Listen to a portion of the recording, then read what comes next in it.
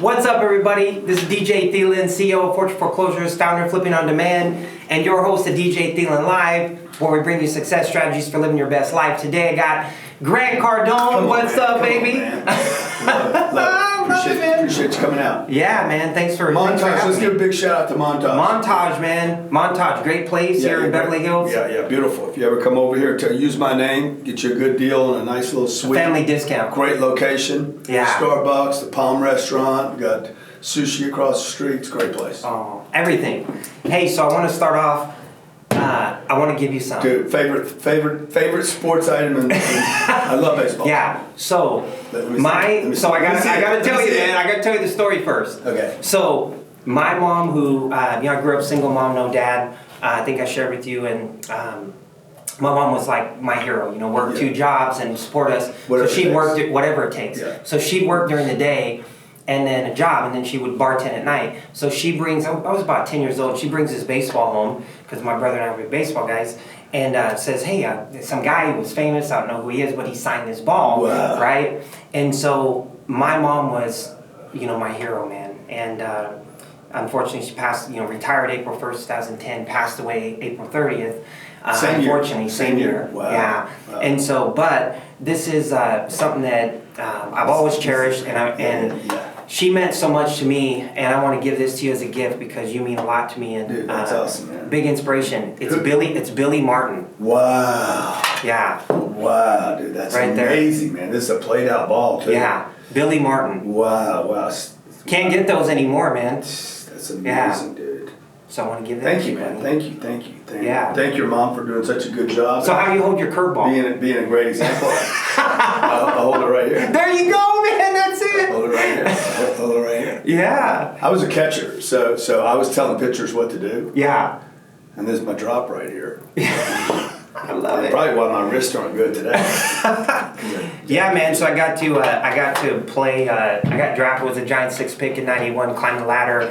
I didn't know that. Yeah, not having a dad. Yeah. I always said, hey, when I have a kid, I want to be there. I had a son that was born, my son right here, and so I said, hey, was just climbing through. Was one of our prospects, and I just always said, hey, I want to be there when I have a kid. So he was born. I decided to take a year off and go back. Never went back. And peeled a good path though, man. Yeah. Yeah. Now, Good. But that was like so important to me. So that kind of will probably break into here. This is yours, man. Oh yeah. Billy. Thank you. Billy Martin, dude. What a grinder that dude was. The original. Talk about a hard ass, hard as nails. I mean, he got the best out of people though, Yeah. Oh yeah. Original tantrum thrower, man, right there. Yeah, But- he was he was an all-in guy. Like he was passionate about what he wanted to win. He demanded people win around him. Yeah. And if you guys don't know who Billy Martin is, just go on YouTube, look up some old. Oh yeah. Because he's an exceptional human being. Oh yeah. Hall of Famer too. So that that'll lead into kind of what I want a few of the questions I wanted to ask you about. So in baseball, right? So you're a baseball guy growing up. Yeah. So in baseball, plus you're Italian. I'm Italian. But baseball growing up, the guys that I climbed through the minor league system with, it wasn't the guys that necessarily had the most talent, right, that made it. It was the guys that believed that they were better than they actually were. And some people take it as arrogance, cockiness. You go, gosh, man, that guy's really arrogant. But I look back now, and I look at guys I played with, Marvin Bernard, the list goes on Doug Marabelli, and guys that had decent talent, but weren't the most talented for sure. And all of a sudden now they have these long careers, they're in the major leagues. So I learned that, looking back, it's the guys that tap their highest level of potential. So what do you see in relation to that, in as far as life, sales, building a business? The guys that have the most success, not the talent, right? But the guys that believe in themselves at such a high level that they tap that high level potential. What do you see when it comes to people that, as far as success, people that have, be it in sales, life, anything? Yeah. Well, you got to believe in yourself, right? But half the time you're not going to believe in yourself. Like I do deals every day where I'm like, I don't know, I'm not quite sure. The reality is you got to show up even if you don't. If you're not sure, you got to show up and you got to move yourself into the deal. Like anybody, anybody that thinks you're watching Instagram or Facebook or whatever, and you're watching everybody appear to be so positive, trust me, in the middle of the deal, everybody has doubt. Everybody.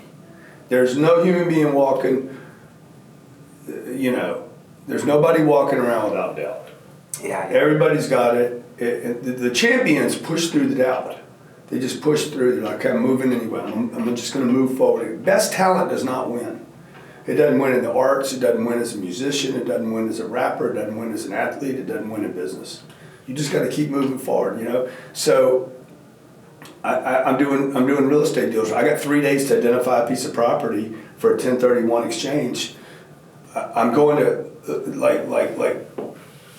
I was telling my wife this. Every day I'm dealing with uncertainty.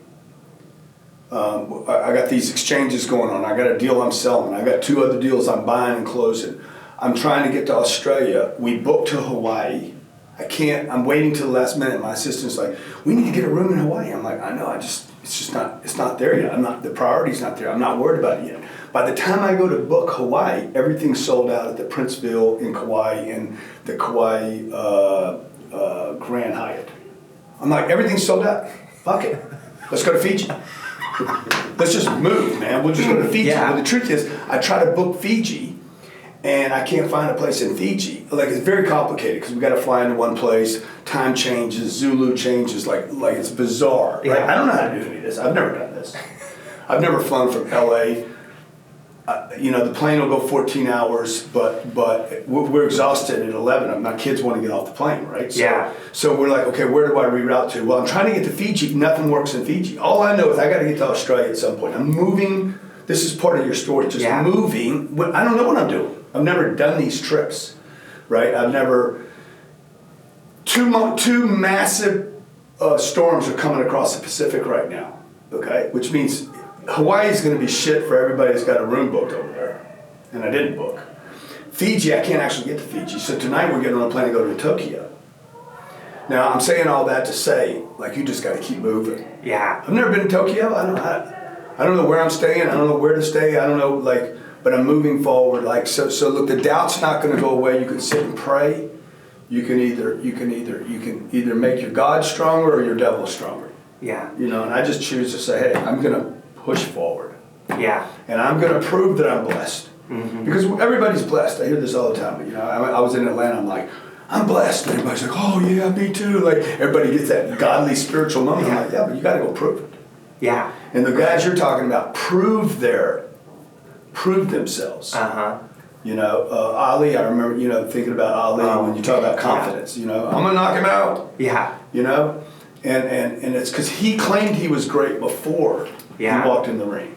Oh, yeah. So that's about creating greatness, not just being great. Mm-hmm. Because if you're just great and nobody knows about it, well, how great are you? Yeah, not very. Nobody know about it. You were great in your own little. You did your own little. You're a little kid. And you're doing your drawing, and your mama said, "Oh, that's great." One person saw it, okay, and we don't. She's a little partial, so. It's like you got to get the world to agree with that. Yeah, for sure. And or not, and be all right with it and keep doing it. Mm-hmm. So I think the guys that you're talking about, my approval of them doesn't change them. Yeah. Nor does my disapproval of them change them. Yeah. And I'm not looking for, like your approval of me or disapproval does not change the way I feel about myself. Mm-hmm. I would like it if everybody approved of me and said I'm the greatest. But that would be great, but it might be a little boring too. Yeah. But I'm in a position, I work on myself enough to be like, hey, look, your approval of me does not change how I feel about me, nor does your disapproval of me. Mm-hmm. Yeah. And that's, I think that's really tough for a lot of people today in this world of you want to please everybody. Yeah. Like this guy Billy Martin, he was pleasing one guy, Billy Martin. Yeah. Like I'm pleasing one person in my life, me. Mm-hmm. If I can look in the mirror and say, dude, I'm happy with who I am. And really be honest about that. Yeah. For me, that's the ethics of my life is kind of what the engine I run on is like, am I happy with what I'm doing? Am I happy with my workload? Mm-hmm. I was telling my kids when I was walking down here, I said, where am I going, guys? And they're like, well, you're going to work. I said, and what are you guys going to do today? And they're like, we're going to play. I'm like, okay, well, who's gonna feel better about themselves at the end of the day? Like, when are you guys gonna start doing some work around here? Because the work makes you feel good. Yeah. And I said, you can play all day, but at the end of the day, you could have done some work. Yeah. You guys got to figure out whatever kind of work you want to do. Yeah. And I think work's gotten a bad name, right? Those guys you're talking about, willing to do the work, dude. Absolutely. Well, I'm friends with Bobby. Good friends with Bobby. Yeah. And so she was saying, oh yeah, man, Grant, these kids are gonna work. I try to give him something. It's like, did they work for that? Oh yeah. Kind of like she gives them dead buys and I said, did they earn it? Did they earn it? Yeah. She's like, no, I gave it to them. I'm like, you can't do that. You can't just give people stuff. People need to earn stuff. Yeah. So, see, now I'm telling you, I'm going to Tokyo. I think we got our room. Oh, no suites are available there until August 3rd. So you just got to keep moving through the uncertainty, through the failures. Like if I don't quit, I truly believe if I don't quit, I can't fail. Yeah. And that doesn't mean that I don't quit a lot. I do quit, but then I'm like, okay, don't quit, because if you quit, like, don't stay quit. Because if I don't quit, I can't fail. Yeah. The only way I fail is if I quit, and I refuse to quit. Yeah. So I can't fail. Me too, man. I think it's from baseball, I take that. Like, man, I got to single A, how can I get to double A? Yeah. And you just climb that. It's like, man, if you quit, I tell the story of, Cody Bellinger. Yeah. So I played with Clay. Uh-huh. So I tell the story of how Clay never, he played in the minor league for 13 years, never quit, never gave up, released by multiple teams, finally sticks with it, gets there, and from him sticking with it, never quitting, and becoming, playing in the major leagues, kind of a utility guy.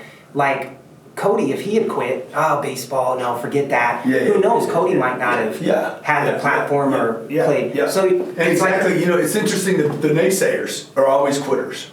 Yeah. Always. Yeah. Like never not. In real estate, the people that tell you don't do real estate, oh man, that's a lot of work. Really, what'd you do?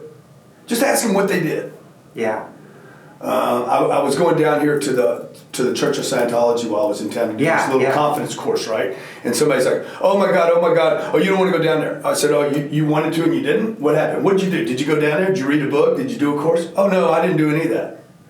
The naysayers are always quitters. Mm-hmm. They don't even know what they're talking about. Don't buy real estate because it's work. Oh really? Did you buy something? Well, no, I started looking and it was a lot of work, and then I found out the tenants didn't do this, and my uncle told me it was a lot of trouble to do this and that. Oh, dude, you're a quitter. You're not a naysayer.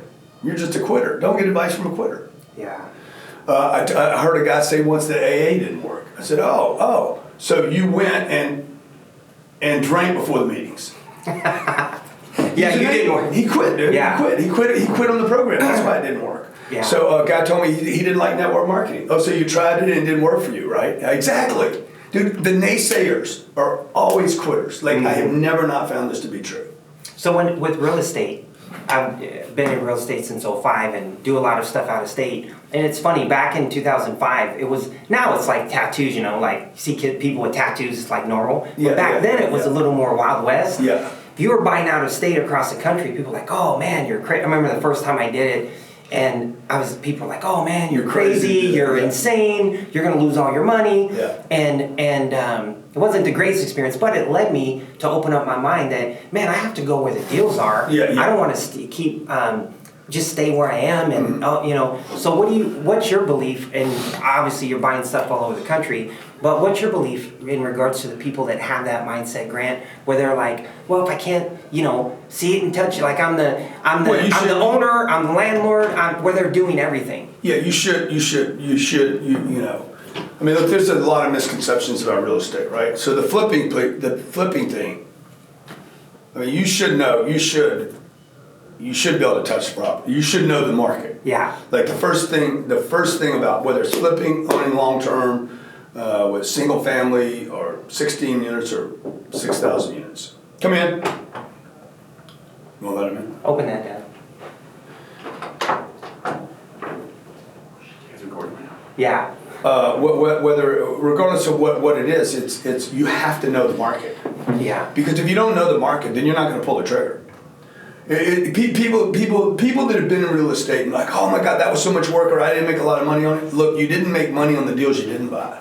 You're not even talking about the right things. The most money is lost on deals you didn't buy, not on bad deals you did buy. Yeah. And the reason people don't buy great deals, everybody in the entire planet has had a chance to buy a great piece of real estate. Somewhere in your neighborhood, within 300 or 400 feet of where you live, you had a chance to buy something. You saw somebody make money on something. You knew it when you drove by. True. That is a deal right there, and you didn't do it because there was not enough certainty in that location. Mm-hmm. So, if you drop me out, I go to Tokyo tonight, I'm not going to know really where the good stuff is. I'll probably have some kind of indication of where good stuff is, but I don't know what the market sells at. So if you're going to buy out a market, you got to go there and know the market. Otherwise, you're not going to pull the trigger when you do it. And because what you're going to be is like, you're going to underestimate the value of something. Yeah. Right? If I don't know the market, I'm not going to pay enough to get it. Yeah. And what you don't want to do, I mean, I don't know if you agree or disagree with this, but the buy low, sell high thing, it's a terrible idea. Yeah. Buy high, sell higher. Buy great. Yeah. Start with what you started the interview with. Buy great stuff. Yeah. Because people will always value great stuff. And the problem with the flip deal, everything is based on, okay, I can make this spread, and this, I got to be here, and I got to be there, and I got to be under this price. Dude, you're missing all these good deals. Yeah. So I look analyzing, spreadsheeting. Yeah, I look at great markets. Like I just look at great markets. There's markets I will not go to, and there's markets I will go to. So I look at great markets. There's certain metrics I'm looking for in these markets, and then I'll get on my plane, fly over there, and say, okay, I'm gonna spend a week or 2 weeks or 3 weeks or a month there, researching the market. Then I need a team. I need enough scale there. I don't want one unit there. Yeah. I mean, you got one unit over there. It's like one girlfriend you're not committed to. Yeah, if you're close by, you'll stop in. Yeah. If it's late enough and you're lonely enough, you'll go, hey. Yeah. But you're not committed. Mm-hmm. I mean, I'm committed to my wife, so we travel together. Right? You understand what I'm saying? It's like, absolutely. Like I got one unit over there, I can make I got one deal and maybe I can make 10,000 on it. You're not going to pay attention to it. And so people should start, real estate, they should start where they know. Figure that out. If you can't figure out your own neighborhood, you're not going to be able to figure out how to buy something in Phoenix. Yeah. Now, if you live in California, you have to figure out how to buy stuff out of here. Oh, absolutely. Because this is insanity here. Yeah. I know. So if you're in California, New York, one of the reasons we created Cardone Capital was so that people could invest alongside us in these markets where we can put boots on the ground. Yeah. We can go do the research. Mm-hmm. So that you don't have to leave your job, your main job. Come on in. Would you like this left open? Yeah, that'd be great. You don't have to leave your main job. The guy's got a main job in Los Angeles. He's got a buddy who owns 17 car dealerships here in Los Angeles. He can't go to Miami and look at property or the Panhandle and look, or Savannah, Georgia. He's like, hey, you do the work. I'll send you the money. I just referred Ryan, a really good client for it, the other day, wants to invest in Cardone Capital, and I talked to him, Seco, and is he here? Is Ryan here? No, he's in my. I just got the phone with him. How did he get back? He didn't come. Oh, he didn't come here on this trip. Yeah. Oh, okay. I was gonna say, fly the jet back, fly back. Oh no, I got 2 other pilots flying. Oh, gotcha. Ryan's not flying the plane anymore. He's in the back with me, where the money is. Where the money? There's no money in the cockpit. No. Well, I heard you say I was one of the speakers at the Impact Player Tour, and I heard you say, hey man, it's harder to buy a jet than to fly. Anybody can fly a plane. The joke is anybody can fly a plane. I know I'm gonna. But by the time I die, this quote will live with me. Hopefully, somebody won't steal it. But it's anyone can fly a plane, not anyone can buy one. Yeah. We're gonna get him a T-shirt that says that. Yeah. I'm putting this on. And send it to Ryan. Yeah, send it to Ryan. In a small. In a small. I love it. Oh man, I could chat with you all day, man. So, tell me, from the, I guess, kid standpoint, what is it that drives you to be, I guess, just might be a simple question, but just to be the best dad you can be? I just want to feel good about myself. It goes back to me knowing me, me looking at myself in the mirror and saying, hey, I'm trying to be the best dad I can be. Yeah. Which means I need to spend time with the kids. And a lot of the stuff that they do, I don't want to do. They want to go to Disney. I'm like, I don't want to go to Disney. I don't want to drive there. I don't want to stand in lines there. I don't want to be in the heat there. I don't want to be with the people there. There's nothing about that thing I want to do. But but I probably need to do it so that we have that experience. Yeah. Or I need to create some experience that I want to do and it'll be good for them too. So, because if it was up to me, I just want to do deals. Yeah. Like deals. I love deals. Me too, man. I'm just a deal junkie. So like, get me in a deal, man. Just, Yeah. Feeds it, gives you energy. Like I love deals. I love the action. I like negotiating with guys over $140 million deal, and having these guys are all freaking geniuses. They're smart, they're savvy, they're looking to cut my throat in the deal. I mean, not really, but they're everybody's looking to get the most they can out of a deal. Yeah. And so playing at that level, it's like looking at a 99 mile an hour fastball. Yeah. Inside, up on my elbows. Yeah. And then looking at a damn changeup at 84 miles an hour next. Yeah.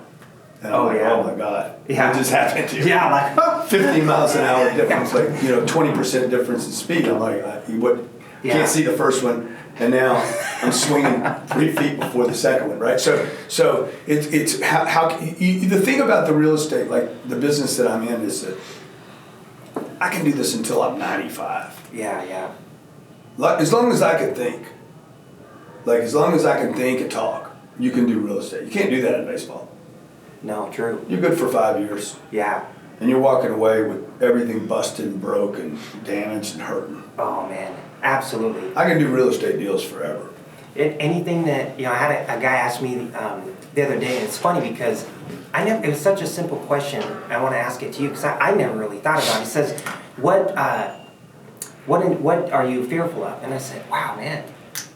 I haven't really thought of that. Nothing big. I've gotten over like that. I keep my energy good. I meditate, work out every day. But essentially I said, man, really not fulfilling, living my best life, not tapping my highest level in my fitness and my relationship with my kids and in business. Yeah. And just never, you have anything that you're fearful of? Yeah, I mean, speaking to an audience. I mean, I've done, 3,000 or 4,000 speaking gigs. I still, get nervous on the way out there, right? Yeah. What do I get nervous about? It's not so much or fearful. It's not so much fear. It's like going. I'm running so hard, man. Like I don't have time. Like the way to play the fear game is just to move faster. Yeah. So what happens? The way I kill it, I don't give it fuel. It's like a little fire that starts, and I have to put it out right away. And the way to put a fear out is just to do it. And so my wife, she'll watch me. I got to call this guy. I got to handle this problem. Oh my God, this is going to be terrible. Well, at that moment, I'm having fear, right? Like it's fear. I don't want to do this call. Firing somebody, getting rid of somebody, nobody wants to do that. In fact, I don't do it. I'm so such a coward. Me too, man. I have a tough time with that. I'm like, you do it. You fire them. Yeah. And I don't even want to be here that day. But I need it done now. I want it done now because I don't want it to drag on through the weekend. Yeah. So that's the stuff that I don't like, things dragging on. I just want to if somebody the samurai, the guy who commits suicide and they cut his neck, Yeah. He does it fast, man. He's like, don't stick me a little bit, just put it all the way through. Yeah. I want to get it over with quite quick. I don't mind going through hell. I just want to. So my mom used to say, look, if you're going through hell, skip. And so if there's something I have fear doing, if there's a list of 10 things and I look at the 10 things, I take the one that I'm most scared of first. Because if I can knock that one out, it gives me courage. Yeah. I used to avoid stuff in the morning. Put it off after. Oh, deal with it later. Oh, deal with it tomorrow. Yeah. Some people like doing the easy stuff first. I don't. Not anymore. I used to, but now it's like as soon as I change that and said, man, I'm gonna make the hardest call first thing in the morning. And I just feel so much better. Like throughout the day, you same thing. Yeah. So share with people, because obviously a lot of people are gonna see this. I want to have you share with people Cardone Capital, Cardone Venture, like the different businesses, even the different businesses that you have that our audience can know about and get involved with possibly? Yeah, so look, there's 17 companies, and we've added, I don't know, 4 or 5 this year already. So Well, we got another hour, so we're good. yeah. So we have, I mean, the biggest company is going to be Cardone Capital. Probably Cardone Capital, Cardone Ventures, maybe Cardone Kern, Cardone University. What else do I have? Man, there's so many different things here, but Cardone Capital is going to be a probably $20 billion company. And that's where people can come to you, invest, and just get their. Well, whether they come and invest or not, it doesn't matter. It's going to become a $20 billion business. So it's not dependent upon people investing. People are investing, and people can invest with me along the way and benefit from that. But Cardone Capital's basically a company that collects very large institutional quality apartment complexes. Yeah, 300 units, 300, 500 units, 800 units. We closed $400 million worth of deals this year already. Wow. So I'm going to become Blackstone. Yeah. Big. So that's probably going to be the biggest company, only because that company, because it can scale out, right? It could become an international company. We could end up being a stock market, a stock. It could end up being a REIT. Yeah. So it could be acquired by a big company like a Goldman or a Blackstone.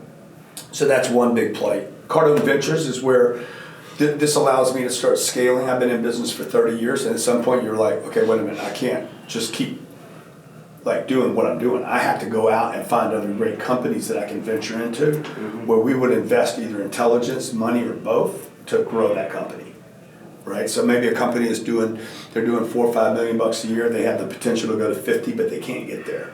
Yeah. A lot of guys hit $2 to $5 million and they just plateau out. Yeah. They can't figure out how to make the next move. Yeah. Even though they're a great company, great product, great service, but they need some other intelligence or some other. So you work with Brandon on that? Me and Brandon. Yeah. That's a collaboration and a partnership. Brandon, what's up, buddy? What's up? Then there's Cardone Kern, where we advertise for small businesses using very slick technology. So for a plumber, contractor, car dealer, any kind of physical, particularly physical location, a barbershop, cosmetic surgery guy, we would kill for we would kill for that kind of client, right? Yeah. They're selling a $2,500 or $250 product. We would send traffic to their business. Cardone University's got 50 million logins worldwide. That thing's going to end up with hundreds of millions of logins. I think we're in 11 languages now. Wow. It's the most visited entrepreneur site, educational entrepreneur site in the world, Cardone University, where a person can learn how fundamentals of selling, closing, negotiating, motivation, leadership, following up with customers, like one of the most important things for somebody to learn. Yeah. In real estate, following up a seller is one of the most important things. Like I'm successful in real estate because I understand sales. Mm-hmm. First, not because I understand real estate first. Yeah. Like I know how to follow somebody up to get a deal. I know how to find a deal off market. I know how to call somebody that has an off market deal, the great stuff, call them and sell them on seeing me about an offer. Mm-hmm. So what else do I got to tell you about, man? I don't know. Hey. It's probably getting bored hearing about all this business. No. What about sales? Obviously, there's so many ways now with social media, which I'm big on. I love social media because I didn't have it growing up. We didn't have it growing up. I'm like huge on it. Told my son he just set up his Instagram. I'm like, you gotta set up an Instagram. He's like, I said, hey man, do I need Grant to tell you to set up an Instagram? But set them all up, dude. Don't depend on IG though. Yeah. Don't depend on one of anything. Yeah, get across all. So with your sales team, obviously follow up is huge. What do you I guess teach them or talk to them in regards to like DMing people? Now a lot of people DM through Facebook Messenger, Instagram Messenger. Yeah. Is it kind of like, hey man, however they like? Yeah. Some people go, well, they're not answering. I like to talk to people. It's like it doesn't matter what you like. You have to communicate. Yeah, we have a follow-up program at Cardone University that shows people how to follow up through all the platforms. So that's awesome. And look, just DM. Like doing a DM with me on Instagram, I'm not going to see your DM. Like, I mean, I could possibly see it, but I could miss it too. Yeah. Because there's so many of them in there, I'm just screening. That's not the place to do business. That's not where I would do business. Now, I might DM a check mark on Instagram. Since we're talking about baseball, I get one from Altuve with Houston. Yeah. He DMs me the other day after I did that rapper video. The big black truck. Yeah. Running around and rappers, ball players, what are you doing? What do you think? Right? He hits me. Jose Altuve. Yeah. He hits me. Hey man, I want to meet you. So that's him coming to me. LinkedIn would be a really great place to do what you're saying. A much better place. To me, Facebook and Instagram would not be places to conduct business like that, ideally. But anybody that's on Instagram is also on LinkedIn. Any legitimate person. Yeah. I mean, I guess some kid that, no offense to a kid, because I know people that are 50 years old that act like kids. Like they're being used by social media rather than using it. Yeah. Oh yeah. Your kids on it? Yeah. They're being used by it. Yeah.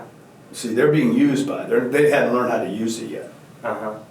Snapchat, Instagram. Yeah, they're watching it, right? So my kid comes to me. I want to play with the filter. So she hadn't moved into like how do you manipulate this technology to use it as opposed to being used by it. Most people are just effect of the social mediums. This is not a new thing though. People have been effect for a long time of things. Yeah, TV. Rather than being cause of how do I use this mechanism. Like I use all these mechanisms. I'm not used by them.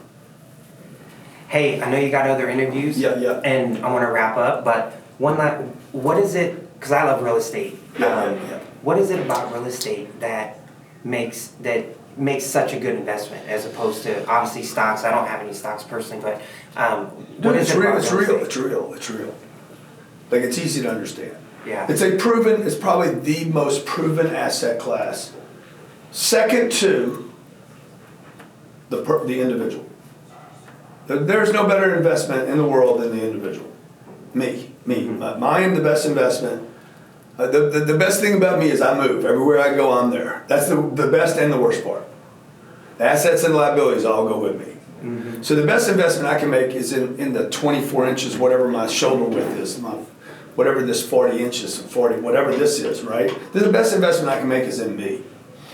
Now, the reason I like real estate is I can see it, I can touch it, I can feel it, I can see people there, I understand it. Like, I'm not talking about a piece of land. I'm talking about a piece of land with a building on top, and there's income coming in. So I forget the guy's name, I think it was Lewis Glick, said the best investment on earth is earth. But the truth is the best investment on earth is earth that has a business on top of it that pays you every month. Yeah. Because I don't want to pay for the earth. I want to buy a piece of the earth. I want to buy this much of it and have the other part paid, the rest of it paid off. The leverage of real estate is phenomenal. The leverage is unbelievable. Leverage meaning I can put down $3 million and buy $10 million. That's leverage, right? Then the $7 million of debt is paid off by the tenants that live on that. This is a piece of land. This is an apartment building. The apartment building is paying my debt.